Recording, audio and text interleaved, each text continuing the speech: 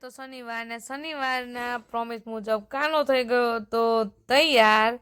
કાનો તૈયાર થઈને હવે બસ ચપ્પલ પહેરી લીધા છે, ચાલવાની શરૂઆત થઈ ગઈ છે.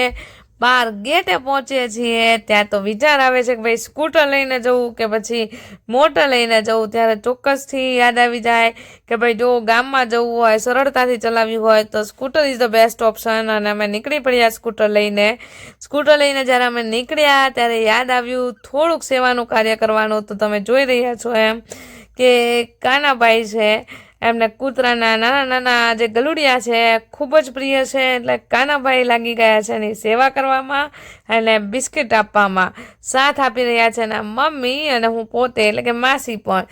તો જોઈએ હવે કે અમે જે આજે ટોયસ લેવા માટે નીકળ્યા હતા એ જર્ની છે અમારી કમ્પ્લીટ છે, હજી નથી થઈ. એક નાનકડો વિરામ આવ્યો છે, એક પુણ્યનું કામ છે કરીને પછી જઈએ છીએ ટોયસની દુકાને.